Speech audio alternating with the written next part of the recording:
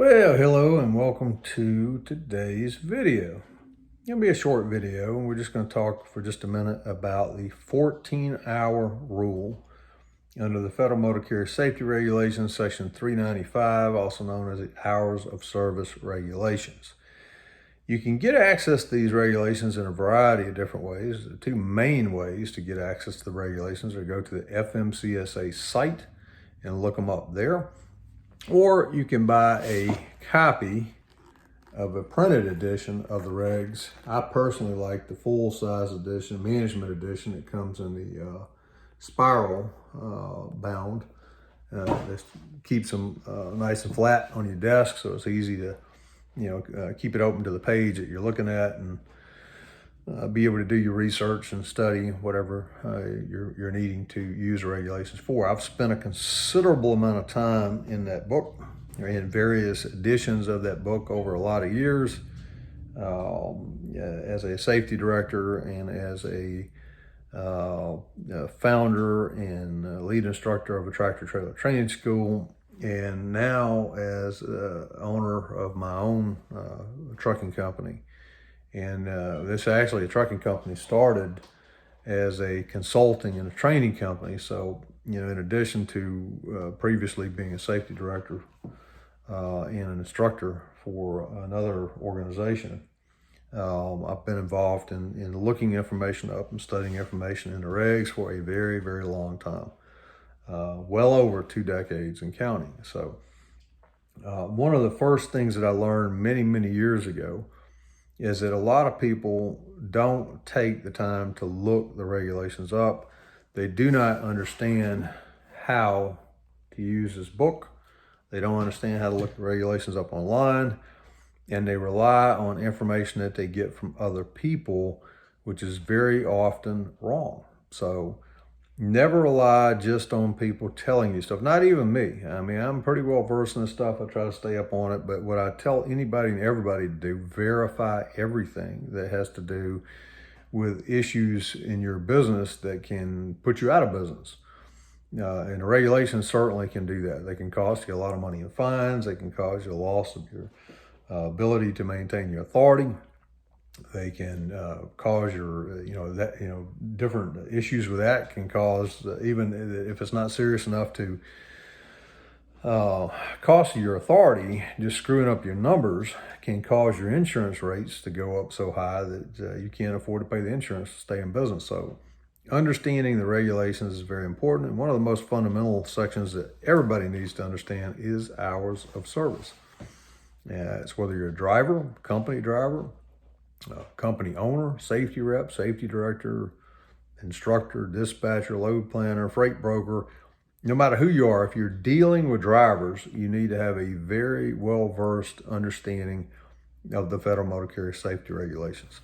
Today, we're going to talk just briefly, just for a couple of minutes, about the 14-hour rule.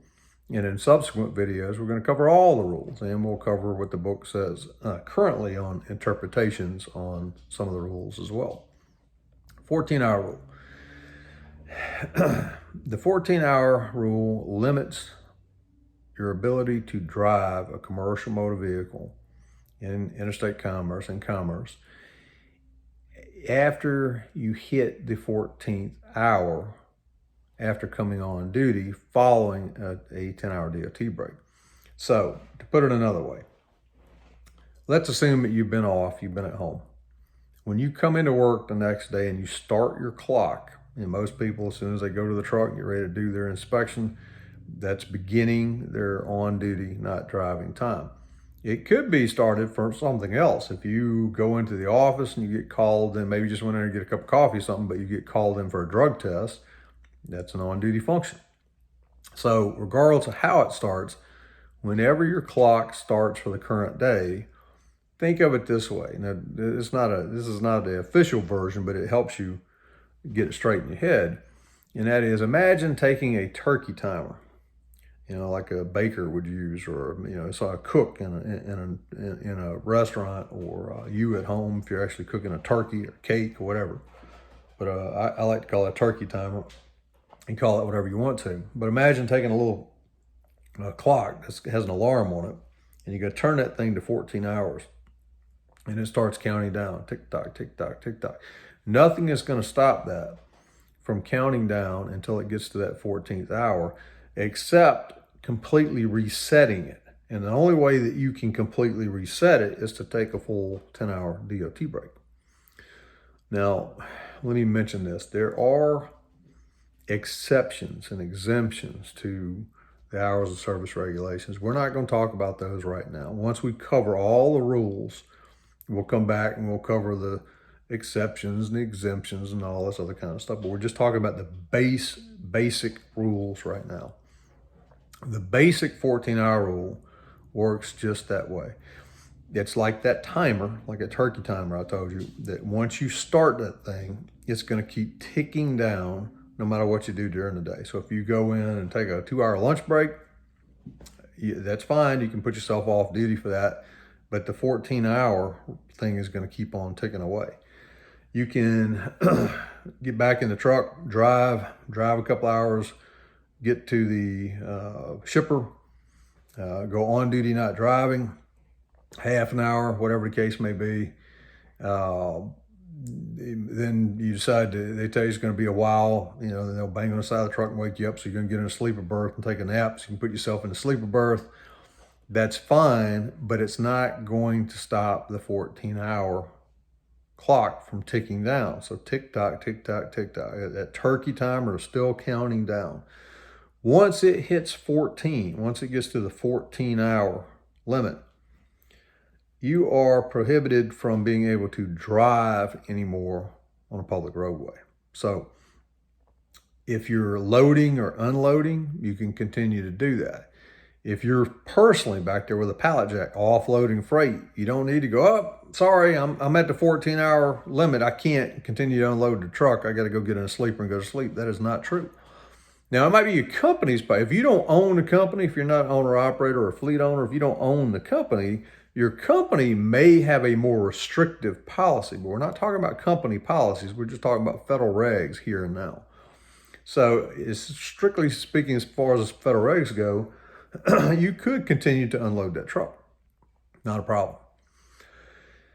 It may show an ELD as, turn red and all that stuff and being over the 14 hours, but it's not a violation because you're not driving the truck. The truck, you got to remember, the computer on the truck is tracking your latitude, longitude, and speed. It tracks whether the truck's moving or not, whether it's moved from its location, all that kind of stuff.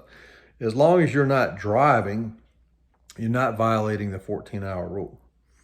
And the ELD is logging all that stuff as well. So let's say you continue to unload the truck, you hit 16 hours, 17 hours, doesn't matter.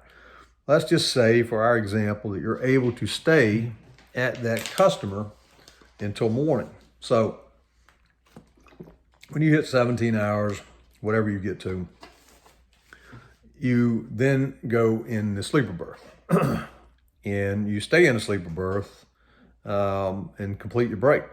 And once your break is over, then you are resetting. When you do your first on-duty function, after your break, you're resetting that turkey timer and it starts all over again. So I hope that gives you a basic general idea or an introduction to the 14-hour rule. We'll talk more about that in future videos. And the next one we're going to cover will be the 11-hour rule, drive time. So until next time, take care and be safe. And always remember you are responsible for your own actions. I'm not a lawyer. I'm not giving you legal advice in any of my videos or training or courses or books or anything else. It's information for you to go and verify for yourself. So go look it up in the book. Go look it up on the FMCSA site. Get a better understanding of it, and it will serve you well as you go forward. So again, until next time, take care, be safe, and I'll talk to you again soon in the next video.